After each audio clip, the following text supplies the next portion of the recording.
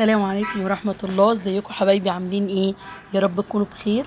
النهارده هنعمل مع بعض زي ما انتم شايفين مسقعة، وما ادراكوا بقى المسقعة وجمال المسقعة. بس في ناس كتير بتعملها بكذا طريقة، وفي ناس بتحط لها بطاطس، بس انا المرة دي عاملاها بطريقة يعني واحدة انا بحبها وعزيزة عليا. فهي بتعملها من غير بطاطس، وبتعملها بتوم، مش بتدخلها بصل. تمام. البتنجان انا قشرته من القشر الاسود بتاعه ده، وخليت فيه يعني خطوط رفيعه كده، وبعدين قطعته مكعبات وقليته عادي خالص. تمام. البتنجان بتاع المسقعه يا جماعه لازم يطلع لونه يعني فاتح، علشان هو بيكمل سواه في الفرن، وفي نفس الوقت ومع الغليان، وكمان بيبقى طعمه مسكر. لو احمر بتبقى المسقعه طعمها مش حلو. حلو كده. بس هنا بقى قليت شويه فلفل من اللي هو العادي، لو انت عايزاه سبايسي براحتك. برضو تقليبه واحده في الزيت وبطلعه.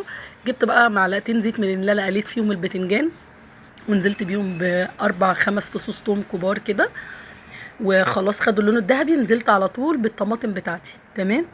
الطماطم عاديه خالص، يعني مش حاطه صلصه بوريه ولا اي حاجه. التوابل بتاعت المسقعه بتاعتي، علشان تاكلي مسقعه على اصولها، ما تفتكسيش فيها في اي افتكاسه. بمعنى اللي هو هنحط ملح، كمون فقط، ما فيهاش اي حاجه تانية.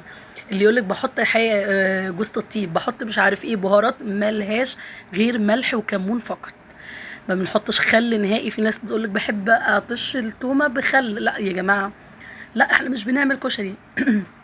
عفوا. مش بنعمل كشري، ومش بنعمل دقه كشري، ومش بنعمل مثلا طاجن باميه، ولا لا. لا، المسقعه ما ينفعش يتحط لها خل، حتى طاجن الباميه سوري مش بيتحط له خل كمان. بس المهم يعني نزلت بقى الصلصه بتاعتي، ما سبكتهاش قوي، خليتها نشفت قوي، انا سبكتها نص تسبيكه. وبعد كده ايه، نزلت في بالبتنجان والفلفل. خدوا غلوه واحده على النار، وبعدين دخلتها الفرن، وطلعت معايا بالشكل الخطير ده. وهاتي بقى العيش وكلي ودبيها بقى وادعيلي. المسقعه بالطريقه دي بسيطه وجميله، وان شاء الله هتعجبكم. السلام عليكم ورحمه الله.